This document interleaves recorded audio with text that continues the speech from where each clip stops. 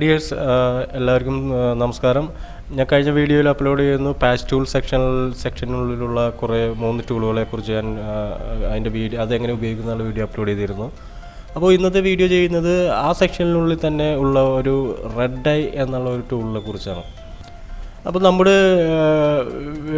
നമ്മുടെ കയ്യിലുള്ള ചില ഡിജിറ്റൽ ക്യാമറകൾ, അതായത് ഇപ്പോൾ ചെറിയ ഡിജിറ്റൽ ക്യാമറകളിൽ എടുക്കുന്ന ഫോട്ടോസ്, അത് കൂടുതലും നൈറ്റുകളിൽ എടുക്കുന്ന ഫോട്ടോസിൻ്റെ റെഡ് ഐ കാണാറുണ്ട്. ഇപ്പോഴത്തെ ക്യാമറയിൽ എനിക്ക് തോന്നുന്നത് റെഡ് ഐ അങ്ങനെയുള്ള അതൊക്കെ റിമൂവ് ചെയ്യാനുള്ള ഓപ്ഷൻസ് ഇപ്പോഴത്തെ പുതിയ അപ്ഡേറ്റ് ആയിട്ടുള്ള ക്യാമറകളിലുണ്ടെന്ന് എനിക്ക് തോന്നുന്നു. ഞാനത് ഉപയോഗിച്ചില്ല. പക്ഷേ ഞാൻ കണ്ടിട്ടുണ്ട് പഴയ ക്യാമറകളിൽ ചില ക്യാമറകളിൽ ഇത് ഉപയോഗിക്കുമ്പോൾ റെഡ് ഐ വരുന്നത്, അതായത് നൈറ്റുകളിൽ എടുക്കുന്ന ഫോട്ടോസിന് റെഡ് ഐകൾ വരുന്നത് കാണാറുണ്ട്. അപ്പോൾ അത് എങ്ങനെ നമുക്ക് വളരെ ഈസി ആയിട്ട് റിമൂവ് ചെയ്യാം, അതിനുവേണ്ടി ഒരു ടൂള് ഫോട്ടോഷോപ്പ് നമുക്ക് വേണ്ടി ക്രിയേറ്റ് ചെയ്തിട്ടുണ്ട്. അപ്പോൾ അതെങ്ങനെയാണെന്ന് നോക്കാം. റെഡ് ഐ ടൂൾ ഉള്ളത് ഞാൻ പറഞ്ഞു മറ്റേ സ്പോട്ട് ഹീലിംഗ്, അതായത് സ്പോട്ട് ഹീലിംഗ് ബ്രഷ് ടൂൾ സെക്ഷനിൽ, അതായത് പാച്ച് വർക്ക് ചെയ്യാൻ ഉപയോഗിക്കുന്ന ആ ടൂൾസിൻ്റെ സെക്ഷനുള്ളിൽ ലാസ്റ്റ് ടൂളാണ്, അതായത് 5ാമത്തെ ടൂളാണ് ഈ റെഡ് ഐ ടൂള്. അപ്പോൾ ഈ റെഡ് ഐ ടൂള് എങ്ങനെയാണ് നമുക്ക് ഉപയോഗിക്കണമെന്ന് നമുക്ക് നോക്കാം. ഇതിനെല്ലാം ഷോർട്ട് കട്ട് കീ ജെ ആണ്. കീബോർഡിലെ ജെ എന്ന ബട്ടൺ പ്രസ് ചെയ്ത് കഴിഞ്ഞാൽ നിങ്ങൾക്ക് ഷോർട്ട് കട്ടായിട്ട് നേരെ സ്ട്രെയിറ്റ് ഈ ടൂളിലേക്ക് പോകാവുന്നതാണ്. അപ്പോൾ ഞാൻ ഈ റെഡ് ഐ ടൂൾ സെലക്ട് ചെയ്തിട്ടുണ്ട്. ഇനി അത് എങ്ങനെയാണ് ചെയ്യുന്നത് അറിയാൻ വേണ്ടി നമുക്കൊരു ഫോട്ടോ ഓപ്പൺ ചെയ്യാം. അപ്പോൾ ഞാൻ ഓൾറെഡി എൻ്റെ ഒരു ഫോട്ടോ ഉണ്ട്, അതൊരു റെഡ് ഐ ഉള്ള ഒരു ഫോട്ടോയാണ്. അപ്പോൾ ഈ ഇമേജിൽ നിങ്ങൾക്ക് കാണാൻ സാധിക്കും ഈ കണ്ണിൻ്റെ ആ കൃഷ്ണമണിക്കുള്ളിൽ ഒരു റെഡ് കളറിലൊരു സ്പോട്ട് വന്നിരിക്കുന്നത്, 2 കണ്ണിലും വന്നിരിക്കുന്നത്. അപ്പോൾ ഈ റെഡ് നമുക്ക് വളരെ ഈസി ആയിട്ട് വളരെ പെട്ടെന്ന് എങ്ങനെ അത് മാറ്റിയെടുക്കാം, അതിന് എങ്ങനെ ഈ ടൂൾ ഉപയോഗിക്കാം എന്നാണ് ഞാനിപ്പോൾ പരിചയപ്പെടുന്നത്. ഓക്കെ, അപ്പോൾ ഞാനിപ്പോൾ റെഡ് ഐ ടൂൾ സെലക്ട് ചെയ്തിട്ടുണ്ട്. ഇവിടെ കാണാൻ പറ്റുന്ന നിങ്ങൾക്ക് അതിൻ്റെ ഐക്കൺ ഒരു ഐയുടെ ഒരു ഇതുകൊണ്ട് കൂടെ ഒരു പ്ലസ് മാർക്കും ഉണ്ട്. അപ്പോൾ ഇത് നമ്മൾ ഈ ടൂൾ സെലക്ട് ചെയ്തിട്ട് ഈ ഐയുടെ ഉള്ളിലെ ആ റെഡ് പോർഷനിൽ, ആ റെഡ് വന്നിരിക്കുന്ന പോർഷൻ്റെ മിഡിലിൽ കൊണ്ടുവന്നിട്ട് നമ്മളൊന്ന് ക്ലിക്ക് ചെയ്ത് കഴിഞ്ഞാൽ നിങ്ങൾക്ക് കാണാൻ പറ്റും അവിടെ ബ്ലാക്ക് ആയി വന്നിരിക്കുന്നത്.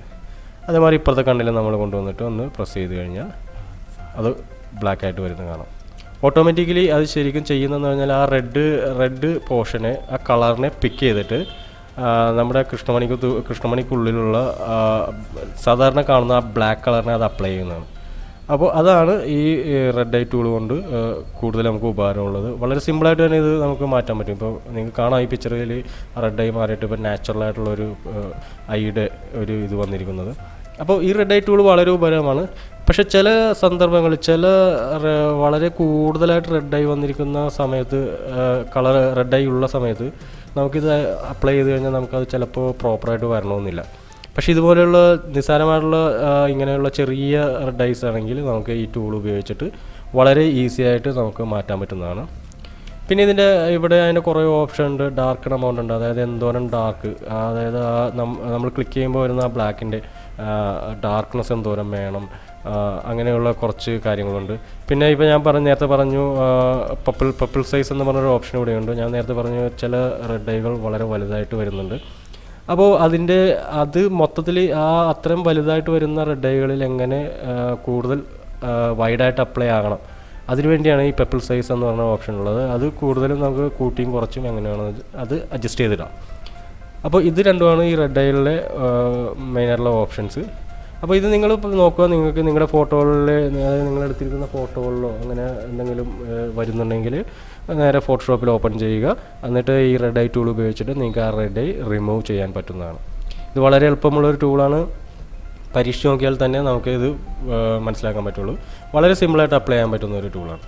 അപ്പോൾ ഇനിയിപ്പോൾ ഫോട്ടോഷോപ്പിൽ നിങ്ങൾക്ക് ഇനി ഒരു ഫോട്ടോ എടുത്തിട്ട് അതിൻ്റെ റെഡ് ഐ മാറ്റാനായിട്ട് നിങ്ങൾക്ക് വേറെ ഒരാളുടെ സഹായം തേടേണ്ട കാര്യമില്ല. കാരണം നിങ്ങളിപ്പോൾ ഫോട്ടോഷോപ്പ് പഠിച്ചുകൊണ്ടിരിക്കുകയാണ്.